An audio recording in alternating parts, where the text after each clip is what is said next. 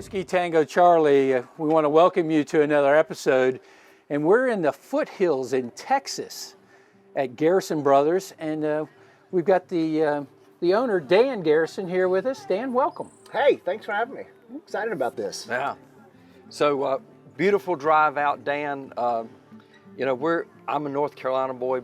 This is my first Couldn't visit. tell by your accent at all. No, right? So first time ever, we been driving across the country into Texas, and I'm overwhelmed by the beauty, especially leaving San Antonio and coming up here to you guys. So thanks for having us. I appreciate it. I reached out to your media folks and made a connection. So very appreciative of having some time and spend with us. So, man, just well, why not? Well, why not? It's 11 o'clock in the morning. Hey, right. So, gosh, where do we start? Where do you want to start with this? Well, so he's handed us some bourbon. So let's talk a little bit about the juice. There we go. Sure. So Dan, tell us what we're sipping on. This is my wife's bourbon. Her name is Nancy, and for 17 years she's been bitching at me to make She's been encouraging me to make a bourbon that had honey notes to it. So this is infused with Burleson's Wildflower Honey, which is the oldest Texas honey company in the state. And what we do is we take all the barrels and we empty all the bourbon out of these barrels, and then we dump all the liquid into a tank. And then we take the barrels themselves and we cut them up into tiny little cubes. And then we immerse those cubes into a 55-gallon drum of Burleson's Wildflower Honey.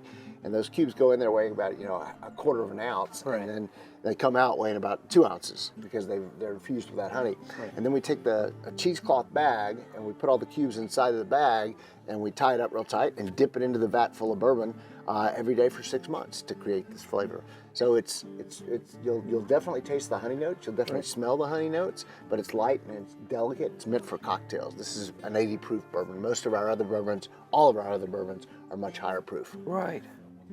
Cheers, gentlemen. Welcome to Texas. Cheers. Thank you. Thank you. I'm picking up a lot of oaks, though, too, right? So those little chips of wood also add to the flavor of the bourbon, too. Absolutely, yep. But it's truly infused. We only make bourbon out here. We're not going to ever do a liqueur. We're not going to ever do anything different from bourbon whiskey. It's always going to be bourbon whiskey. That's whiskey. Our mission is to create the highest quality, finest tasting bourbon in the world. And I honestly think we're doing that today. Well, the 300-pound gorilla in every room is, everyone believes that Kentucky is the home of bourbon. Right. And Charles and myself have traveled the country and we've tasted some incredible bourbons outside of Kentucky. What makes Garrison Brothers Texas bourbon so unique? So, the Kentucky story, let me get to that first, and then I'll come back and answer your question. I thought that bourbon had to come from Kentucky. And I was laying in bed one night talking to my wife about what the hell I was going to do with the rest of my life because I had no job at that point. I was 40 years old and she was supporting the whole family. And she said, well, tell me what you like. And I said, well, I like girls, I like horses, and I like bourbon. And she said, well, girls is out. I'm not going to let you run a whorehouse. You can't afford to buy your own horse, or to feed it or take care of it, and you don't have any land. So why don't I give you a plane ticket to Kentucky and you go up there and see what you can do? And so I went to Kentucky, fell madly in love with it, wrote a letter to the Tax and Trade Bureau, formerly the Bureau of Alcohol, Tobacco, and Firearms, and said, can I make bourbon whiskey in Texas and call it bourbon? And they said, of course you can. Why would you think otherwise? This was in 2003. And I said to myself, oh my God, I'm the only person in America who knows that you can make bourbon anywhere in America. I got to do something special. So I started calling all my friends, send me a check. You're going to be an investor. Get in this as fast as you can. And I tried to raise money that way. I was terrible at it. I'd never raised money before in my life. So it was a new experience for me. And I managed to cobble together almost $4 million from friends and neighbors and angel investors who believed in the concept. So I was very fortunate. What makes it different? The climate has a huge effect on our bourbon whiskey. These barrels are filled with, they're made from white American oak, and they're filled with sap from that oak tree when they arrive to us. And that sap is what gives good bourbon its color, its flavor, its taste, its aroma. That sap has chemical compounds in it that are sugars, and those sugars are what are glycol, oak lactone, vanilla, isoeugenol, eugenol. All of those create different flavors in your mouth, like butterscotch, caramel, licorice, white chocolate. That's all coming from the sap itself. And in Texas, it's so, is this PG or is this R? This is the internet, brother. Anything happens. It's so fucking hot here in Texas that what that does is, if you've ever boiled water and you get it hot and it starts to boil and it flows over the pot, right? It expands because the liquid expands. Same principle applies here in Texas. The liquid inside these barrels while they're aging, when they get hot, it just forces its way into the wood and it extracts more of the sugars from the barrel than it can in most northern states or northeastern states. In Texas, it's just hot, and that helps create a richer texture to it. You can see the legs on the side of your I was going to mention the legs to Charles. No, that's Those legs represent the sugar content of what you're drinking, Right. the thickness, the syrupiness of what you're drinking. So you can just see it on the glass. nice. Well, you know, I just where I've only been out here now a few days, but here's what I know. And my friend, I was visiting a friend in Houston. And so, you know, we get to mid 70ish, and of course he says it gets about a month from now, it gets really warm, hot. Right. But, you know, we don't get this, when we have 70-degree days in the Carolinas, it backs off to maybe 60s and even, but it's 70, 80. But you may dip to 45, so there's a huge difference in the temperature at this time of the year, right? Well, So you talk about that expansion, and then that cooling draws back out. It's massive. Yesterday morning, it was 42 degrees. And by the end of the afternoon yesterday, it was 85 degrees. So that's the way we work around here. That's what we're used to dealing with, is those types of temperatures.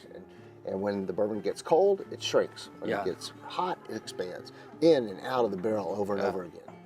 So, and that's the greatest part, Charles, because we've heard these stories of where people are putting bourbon barrels in a tractor trailer truck and driving them across the country and calling it something. They put it in a ship and put it out to sea. Yeah, we even have met with some distillers that play rock and roll music in their rick house to excite the bourbon. But Charles, that's a great analogy of, you know, the temperature swing here and how the bourbon goes in and out of the wood. More often than probably anywhere in the country. There's a brandy distillery in Louisville, Kentucky, that it's called Copper and Kings, and they actually play rock and roll music inside the place just to make the barrels rattle a little bit and shake that liquid up. That's awesome. Cool.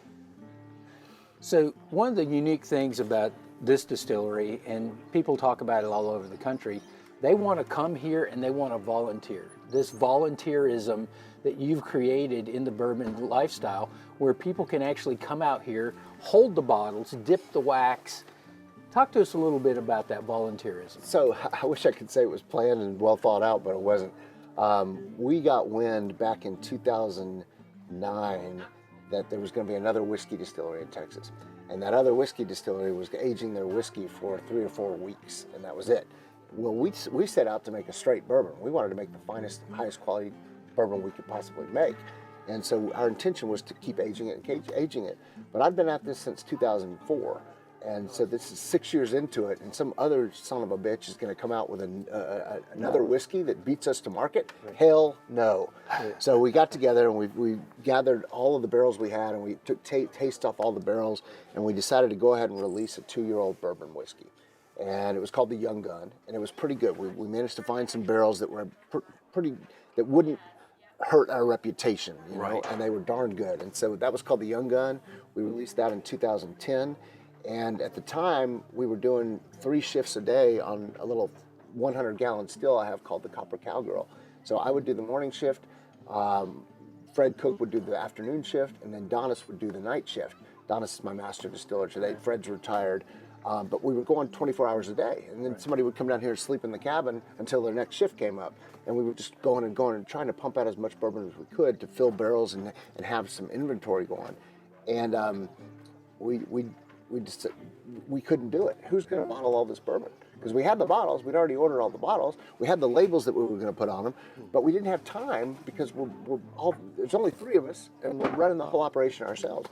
So we invited a whole bunch of our friends from Stonewall, Texas, where I live today, to come on up to the distillery, and we promised we'd cook them a brisket, and we'd give them cases and cases of beer, and they could, and we bought a whole bunch of bourbon too for them. Not our bourbon, but somebody else's bourbon. I think it was Wild Turkey at the time. And we had so much fun that whole week that we bottled it was 2,000 bottles, so it didn't take very long to get it done. But we had so much fun with all these volunteers that we decided to make that a thing. And it became a customary rite of passage. If you want to be part of the Garrison Brothers family, or the Garrison Brothers cult, if you will, come on out here and bottle bourbon with us. We'll dance, we'll show the college football games on the TVs, we'll sing country music songs. It's really fun to watch. And they're up there today. We've got about 28 volunteers here today that y'all welcome to go talk with. We need to grab some B-roll from that. No, we will. No, we'll take a camera up, but that'd be awesome. And then from what I understand is, I've did a little research prior, but there's like a waiting list now of to get on that. There is. To become be part of that Garrison family. About 20,000 people are on the wait list, but it doesn't mean that they're going to have to wait till 20,000 people get in. Right. The way we do it is we'll say, okay, we need X number of volunteers, maybe 600 volunteers for March, April, and May. Got it. And we'll randomly select names from the database, and they'll get the email asking them to come sign up to be a bottler. And it'll say all the dates and times that are available, and they will need to pull over on the side of the road immediately when they get that email, because in 30 minutes the whole 600 slots will fill up. Wow. It's cool. It's fun to watch. People at the same Right. time. You know, and I don't want to use the word cult. I like the family, because, you know, when we talk about bourbon and the bourbon lifestyle, it really is about the family. It is a family thing. And you said it earlier. You mentioned the great thing about bourbon, and you're going to have to rattle that off again about the the God of God, country, and bourbon, right? Well, That's what's set in with me. Let me tell you a story. Right.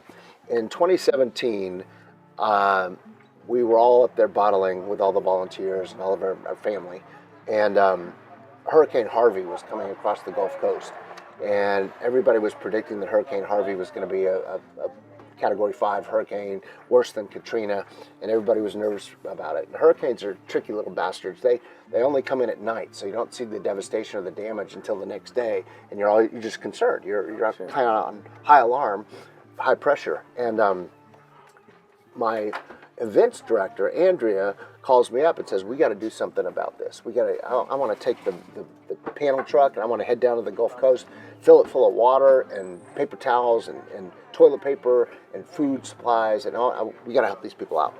And I said, Andrea, I love where your heart is. I love that idea, but that's not going to work, because what's going to happen is you're going to get down there and you're going to run out of gas, and all the gas stations are going to be closed or not have any gas, and then somebody's going to have to come rescue your sorry ass. And she said, okay, you're right. What can we do? And I thought about it, and I called my marketing director, and I said, Rob, I'm going to need a new bottle. I'm going to need a bottle design. I'm going to need a name for the bottle. And it has to do with how tough Texans are to be able to handle this raging storm that's coming in. So he calls it Hurricane Tough, and it's got a little blue hurricane symbol on it. And I called my master distiller, Donis, and I said, Donis, how many barrels did you fill this morning? He said, I filled 9 barrels. I said, well, get your calculator out, factor in the angel share, and let me know how many bottles 4 years from now those barrels are going to deliver. And he calls me back and he says, about 2,600 bottles. I said, fantastic. And so we had a plan. We were going to give anybody that donated $500 to a website would get a bottle of Hurricane Tough bourbon, but they couldn't get it for 4 years from today, because the bourbon has to age 4 years before we'll actually release it. And we launched the website, the donation website, and it was all money that was going to go to Team Rubicon, which is a disaster relief organization that already had people on the ground along the Gulf Coast. And we launched the website, and I pulled all the volunteers together at 10 o'clock in the morning, and we were looking at my computer at the URL, and Rob had set up a ticker symbol, so it would tell you exactly how many donations were coming in. So we launched it at 10 o'clock in the morning. By 2 o'clock in the afternoon, we'd raised $34,000 just from people that wanted a bottle of this bourbon. And then by the end of 3 days, once the hurricane subsided and the water started flowing back out into the Gulf and the floods went away, we had raised $176,000 in 3 days, just from people who drink bourbon, good people who are philanthropic. Yes. And that taught us that we needed to do something different. So we immediately got together and we formed an organization called Good Bourbon for a Good Cause, which is a public charity. It's we give to four different pillars. One pillar is veterans issues. Right. If people are suffering from PTSD and need counseling, we want to help them get the counseling that they need. Secondly is wide open spaces like Balmorhea State Park out in West Texas. Yes. Every time you buy a bottle of Balmorhea, $2 is going to Good Bourbon for a Good Cause to help fund improvements to the park out in West Texas. Third was healthcare for the hospitality industry. If we learned anything during COVID, is that we have to have these people, they need to be a profession. People that work in hospitality, it's always been a night job, a shift job. It's never been taken seriously, and they never have healthcare. So we're working with a number of restaurants here in Gillespie County to have a program where they put a cocktail on their menu, and if anybody buys that cocktail, $1 goes to Good Bourbon for a Good Cause, and then at the end of the year, Good Bourbon for a Good Cause matches that money. So that gives them a health care plan for their employees heading into the next year.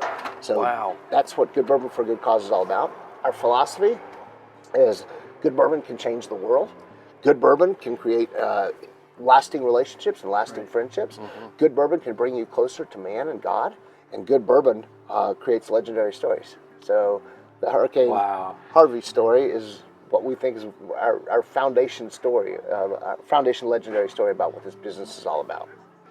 So our first exposure to the Garrison Brothers is with a partner of ours, Del Frisco's.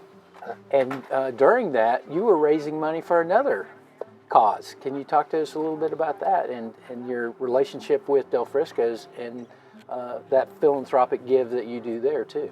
We are very fortunate because we have Del Frisco's is owned by Landry's Corporation, largest restaurant company in the United States. And Tillman Fertitta and James Kramer, who run that operation, have been very good to us through the years. They never thought that anybody would order a $20 glass shot of bourbon whiskey in their stores, but their restaurants today are selling a shit ton of bourbon whiskey, and God bless them for it, because we're actually on a path to turn our first profit this year in 17 years. So it's been great to work with the folks at Del Frisco's. We do bourbon pairing dinners at places like Del Frisco's and the Palm and Landry's. We do bourbon pairing dinners where we go in and we work with the chef to create a special menu, and that menu is all about bourbon whiskey. What honeydew might go with a dessert. You might pour it over a vanilla ice cream dessert. Oh, that. Or, yeah, baby. Or bread pudding or something like that. Yeah. So the chef, we rely on the chef to create these wonderful dishes, and then we go in and we just try to raise money by passing a hat around and or asking people to go to our website, goodbourbongoodcause.org, and make a contribution, and then we spend that money on helping people out. That's kind of what it's all about. Awesome. That was, and Troy mentioned that. So that was our first introduction when we first got to know Garrison Brothers. It was one of your fundraising events that was going nationwide, and all the Del Frisco's on the one night of bourbon dinner for Balmorhea State Park. And I knew right then there was something besides the great bourbon, but I said, these folks with the community give back, and that's special.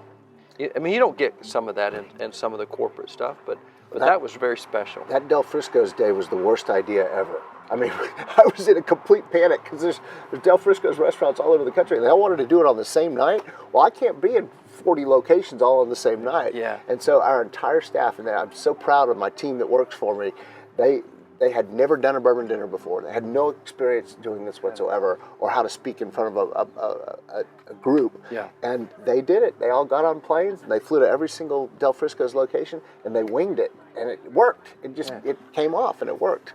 Young lady we met there in Charlotte, North Carolina, she was amazing, and we had a great conversation afterwards, and got a little more story. And, the relationship started. Mm-hmm. So we've been a fan ever since of the brand here with Garrison Brothers.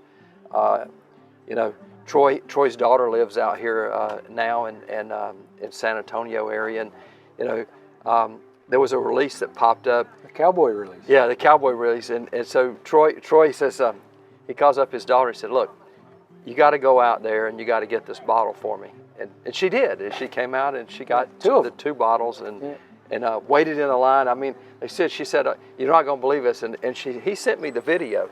The line was down the road. Yeah. I mean, it was quite amazing. It's 2.5 miles from here to Highway 290 on High Albert Road. And we had cars on both sides of the road, all the way down the road for 2.5 miles. Cars, trucks, RVs. People will come 3 days before the release, and they'll just set up out there on the highway with portable showers that they bring. Gosh. They'll it's so much fun to watch what happens. It's like the largest tailgate party you've ever seen before. Because and that's the cult, that's the family. The family. And yes. they all know each other. They all tell stories to each other. They all they shake hands and hug, and everybody knows that they're going to be coming out on such and such date. And it's just a lot of fun to watch that happen. I remember last time we did the cowboy release, my dad was in town, and he and I drove up and down the road handing out hamburgers the night before for dinner for everybody. And then the next morning we were back out there at 5 a.m. to pass out breakfast tacos to everybody that was there. And I remember the county sheriff, Blanco County Sheriff, came by and said, "What is going on here?" She was a new agent for the county sheriff's department. And she said, "What's going on here? Is this safe?" Is this like Woodstock or something? It's totally safe. Everybody's having a blast. I asked her if she wanted a drink. She wouldn't drink, but No. it is what it is. That's awesome. Awesome. So if you ever get a chance to come out and tour, as you walk up on the hill, a very unique object, a huge steer, or a bull it may be, made of was a bull. automotive parts. And what is the name of this? Ferdinand from the children's story. If you Ferdinand. reading that to your kids when they were little. Ferdinand. Right. So Ferdinand, I was up in Colorado with my family on vacation. We went to Crested Butte, and we have a house up there in Crested Butte. And the art fair is the first weekend in August in Crested Butte, and it runs all the way down Elk Avenue, which is the main street of Crested Butte, Colorado. And I'd had a couple of beers with my son that morning and a couple of bourbons in the afternoon, and we're walking up and down the street fair, and I come upon this sculptor named Sean Guerrero, and he's got all of these amazing dragons and horses, and they're all made out of salvaged chrome automobile bumpers that he's salvaged from a salvage yard. And he's making this amazing shit. So I said, this is crazy. That's beautiful. I love it. I'm a Texas Longhorn, hook 'em horns. Okay. And I've always wanted to have a giant Texas Longhorn bull on my property, just kind of an art piece. Could you do something like that? And he said, well, I've never done anything like that, but it sounds kind of creative and exciting. So let's sit down and talk about it. So I turned to my son, who's like 17 at the time. I said, Sam, go get a bottle of bourbon from the truck. And he comes back with a bottle of bourbon. And I'm going to teach my son the art of the deal, how to negotiate, right? I love it. And so Sean and I sit down and we talk and we work out a situation. The next morning, my son Sam is pushing me in bed. I'm laying in bed. And he wakes me up. And I'm like, what's the deal? What's the deal, dude? It's our second day of vacation. Why are you waking me up? I kind of like to sleep in a little bit. He said, you got to tell Mom. Tell Mom what? Last night you bought a $28,000 bull. And it all comes kind of rushing back to me. And I said, Sam, it's our second day of vacation. Why don't we keep that under the hat for a little while? And when we get back to Texas, I'll take your mom out to a nice Italian food dinner, get her a couple of bottles of wine, and then I'll break it to her that I spent $28,000 that our family does not have. And Sam says, whatever, dude, and walks out the door. 3 years later, we're back in Crested Butte, Colorado, and we're walking down Elk Avenue, and there's Sean Guerrero's display with all of his beautiful art on it, and there's a trailer that has a 16-foot-long Longhorn bull on the trailer, and it's just magnificent. And my wife walks right past it because she's been drinking wine early in the morning, right. And she and her girlfriend Beth are just chatting, and don't even notice this enormous, amazing sculpture. And then the next morning, I'm on a call with some attorneys because one of my bottlers, my volunteer bottlers, had stuck his hands in the 300-degree wax. Oh, and Lord. burned the crap out of his hands. Oh, And my gosh. We paid for all his medical fees, of course, but then he sues me for emotional disturbance or something like that. Okay. And so I'm on the phone with these attorneys trying to figure out whether we settle this out of court or do we just pay him off, or what can we do? What's the easiest way to get out of this bad situation? Because we could have been bankrupt by this guy. And my wife walks into the room and goes, I'm like, honey, I'm not hanging up the phone. This is an important phone call. We need this advice from these lawyers. She says, okay. And she walks over and she goes, click, and hangs up the phone. I'm like, oh shit, that's never happened before. And so I sit back down on the bed. I said, what's going on? She said, you know how you like to tell stories? I said, I do like to tell stories. She said, I want to tell you a story. I went into town this morning to get you a cup of coffee while you were on your conference call. And next to Camp 4 Coffee in Crested Butte, there's this trailer with this giant, magnificent, amazingly beautiful sculpture on it of a longhorn bull. And I walked up to the gentleman that was whittling a little piece of wood on the edge of the trailer, and I said, did you create this beautiful thing? And he said, yes, I did, ma'am. It's commissioned for some guy in Texas. I'm going to drive it down to Texas next week and install it at his ranch. And she said, oh shit, I'm from Texas. Maybe I know who it is. Who commissioned this bull? And Sean says, some guy who owns a whiskey distillery. And my wife goes, would that whiskey distillery be in High Texas? He said, yeah, High Texas, yeah, exactly. And my wife says, Sean, I own the only whiskey distillery in Texas. How much did that bull cost? Oh, no. And Sean says, ma'am, you didn't know about this? She said, no, I didn't know about this. How much did that bull cost? And Sean says, it cost about $28,000. And my wife said, no shit. And so she's telling me this story, and I'm sweating. I'm a nervous wreck because I'm thinking the big D, and I don't mean Dallas, is coming down the road. And I said to her, you know, Nancy, do you mind sitting down for just a second? She sits down in the chair, and I said, you know, your birthday is Thursday. I wanted it to be a surprise. That's And awesome. she starts crying, and I got away with it. So that's the Ferdinand story. But it's got to be beautiful though. It is I can't beautiful. wait to see it. We're gonna go up and get some pictures of it. But yeah, It's pretty cool. yeah, that was pretty good. What a great story! Wow, Ferdinand, awesome. So people all want to know what's the future, right? And maybe not such the future of Garrison Brothers, but the future of bourbon itself. Where are we going? You're seeing a shift right now where people are starting to put their juice in barrels that are wine barrels and just, you know, anything and everything under the sun. Do you have a vision of what you believe is happening within the bourbon community and where it's going? For between World War II and the 1970s, bourbon was on an increasing decline. Bourbon was the distilled spirit of America for a long time, and it was the most popular spirit in America.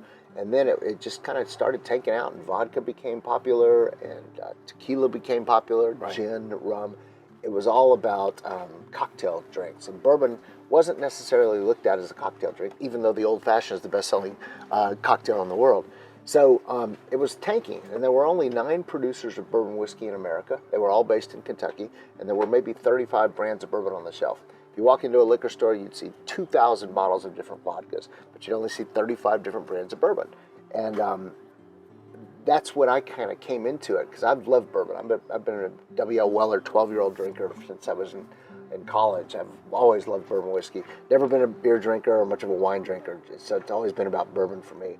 What's happening today is an absolute renaissance. It's the coolest thing that could possibly happen to the bourbon business.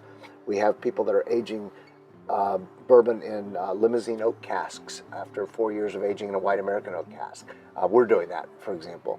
We're aging bourbon in cognac casks. And all of that is creating all sorts of diversity and interesting flavors that are on the shelf. And it's gotten expensive too. Bourbon's become really expensive. It used to be $15 for a bottle of good bourbon, and it's not anymore, because the expense that craft distillers are putting into creating these unusual products, it's just fantastic. This is the best time in our history to be a bourbon whiskey drinker, because you're getting to try things nobody's ever tried before. Right. And there's so much diversity and so much unique products out there.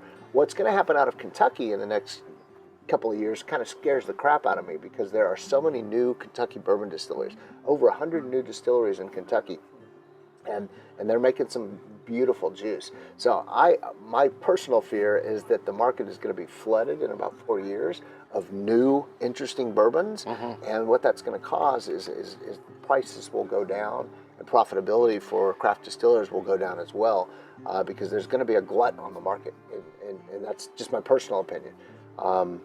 But I mean, right now it's the pinnacle. It's the best time to be a bourbon drinker ever. Best time. I agree with you. You know, I stopped last night. I was telling Troy this story driving up. We had dinner together, and we were driving. I stopped at a local ABC liquor store. Young lady met me came in when I walked in, and she said, "What can I help you find something, sir?" I said, "Yeah, yeah, bourbon." Oh, right over. She was 20-something, 20-something, and she started walking me down in a very different experience from when you think about going into a store. It's like, "Hey, just go over there." No, she walked me to the aisle. Right. Here's we've got this down this aisle. We've got this down this aisle. Now this is the store barrel picks. The owner here, he tries to do about 100 barrel picks a year for the store. You know? Not a bad gig.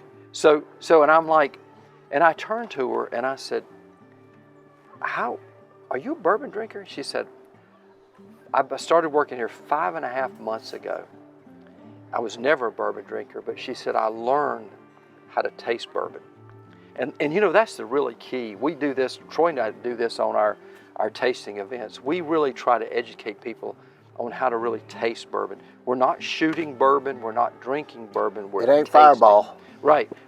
And so, and once you get people the knowledge of how to really taste bourbon and a few techniques in there, you know, because everybody doesn't do this. They're not the neat drinkers. It's typically cocktails. But she was amazing to me, and I was like, "And you started working here 5.5 months ago, and you got and I mean, I was like, how do you know all this?" But she's very knowledgeable about our product. So when you say that is a real renaissance, because typically I think the younger people are really coming into this in a big way. I mean, guys like us, you know, the older, we always say we're the old guys drinking whiskey. His wife, Troy's wife's always, "Oh, you're just two old guys drinking whiskey, man." Well, okay, yeah, but there is a big influx of folks. So. Yeah, and women too. I mean, when well, I started this business, the demographics were, you know, only 10% of women, bourbon drinkers, only 10% were actually women. Today, there's bourbon women clubs. They get together to play cards. They get together to taste different bourbons. They have bourbon parties, and a whole bunch of my staff are female, and they're awesome. And they're all part of this bourbon women group, and they do seminars all over the state, and they teach people how to really enjoy bourbon. Yeah. And it's a little bit of an art, you know. You want to get that bourbon mixed up really nice. You want to check the legs by tipping that glass back and watch these little legs go down. And if you're not a drinker, you can still taste it, but you don't have to actually drink it. Just put this up to your nose and inhale through your mouth, and you can taste exactly what it's going to be like. You taste it. And when you drink it, it's not a shot. Treat it like an M&M. Put it on your tongue and just let it melt. And let it melt. 5 or 6 seconds. No, you're right. And when you say the women, what we've noticed now in the last 4 years as the events that we've put together for different people, the percentage of women grows. You know, first it used to be just a lot of the guys and maybe a wife or two here and there. But you know, we had one event that was really it was 20 people. We had 18 women and 2 men. That's nice. You know, for a tasting event at a nice restaurant, and we're like, wow, what a difference. And the really key part is the women have a better palate than men. You think? They can taste things Interesting. and knows things that, you know, what's the one you always like to say? Better nose especially, right? Yeah. Because have you ever been somewhere and you come in and your wife goes, "Where you been?" Right? No, thankfully. Yeah. But anyway, this is fun. So I just noticed, Charles, another vehicle pulled up behind us, a trailer with some benches on it, and I'm hearing some motorcycles pull in the parking lot out here. When we showed up today, the parking lot was almost full of cars and people coming. So Dan, when people come to Garrison Brothers, they're looking for more than just the juice. They're looking for an experience. So let's talk a little bit about, you know, the distillery here and what they're going to experience when they come here. So this is a 68-acre ranch. That's High Albert Road right down there where the flags are. High Albert Road runs between Highway 290, which will take you to Johnson City to the east or to Fredericksburg to the west. And if you keep going down 1623, you can take a left and go to Blanco, Texas, or you can take a right and go to Albert, Texas. And there's a great bar down there in Albert, Texas that you need to go check out. It's called the Albert Ice House. It's right next to where Lyndon Baines Johnson did all of his education. There's a little school right there that's protected, and it's a historic monument down there next to Albert. the hill country in general is a place where all Texans kind of gather. It's also it's history for Texas. So many German settlers settled in the hill country back in the day. They got dropped off at Galveston, and they were told that there was this fertile farmland along the Pedernales River, and they believed it, and the Kaiser sent them all away, and the Christians anyway, and brought them to Central Texas, and they found out it's not so fertile farmland. It's just rock and fields, and you had to move all those rocks out. But Germans are badasses, and Germans bust their ass, so they moved all the rocks out, and they created their own fertile farmland. The soil, it's only 6 inches deep to farm on, and underneath that is limestone. So it's a tough place to make a living. And there were Apache Indians, and there were Comanche Indians roaming all over the place, and it's a storied history for the Germans that came here to Central Texas to create this lifestyle. But today, it's more like a birthplace for Texans to come down to the hill country.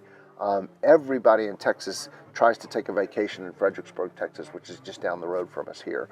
And I always thought, if I'm going to build a bourbon distillery, or if I'm going to build a business, or I'm ever even going to just have a ranch or a farm for my family to go enjoy, this is where it needs to be. This is the epicenter of Texas. And it's beautiful land, rolling hills, giant live oak trees, 200, 300-year-old live oak trees. It's a little bit like Southern California near Santa Barbara area. It's beautiful, and it's relaxing. And everybody comes home to the hill country in Texas. And so we have a great environment here. We've got bands that play every Saturday. Families will bring out their own picnic blankets and picnic baskets. We've got a little restaurant over there called the Whiskey Shack that people really enjoy. The food's fantastic. We also do cocktails over there. We can do cocktails to go. If you're roaming around all the different wineries in the hill country, stop by the Whiskey Shack, grab yourself a couple of cocktails. We'll put it in a metal bucket for you to take and fill it with ice, and just take those out on your trip while you're out visiting the hill country. But so many people will spend a whole day here just sitting on the grass and enjoying the scenery and the views. And then that's west over there, and the sun sets about 6, 7 o'clock at night, and people like to hang out and just watch the sunset. So we do tours here. Beautiful. We do tours at 10, noon, 2 o'clock, and 4 o'clock, and that's the Jeeps that you see going up behind us. We call them the Jurassic Park Jeeps because they're all, painted up with the Garrison Brothers logos on them. And it's also referred to as the Hillbilly Hayride. And it's fun. You get to go tour a ranch on the back of a trailer. It's old-fashioned goodness, and that's what we've always tried to convey. In the winter months, we'll have s'mores. You can grab marshmallows, hot chocolate, and you can roast s'mores over the fireplace. We've got about 7 fire pits out here. It's just a real nice community environment, and people love it out here. So I'm happy to share my ranch with anybody that will come on out. Absolutely beautiful place here, and Dan, we really enjoy you inviting us out here and having a little chat. We talk about something at the end of every one of our shows, and we talk about the best bourbon there is in the world. Yes. And Charles? The very best bourbon in the world is, and Dan, this is really right up what we talked about today. It is the very best one, is the one in your glass that you're sharing with friends today. So, Dan, thank you so much. What a treat. Thank you so much. An absolute pleasure, gentlemen. Salud. Salud.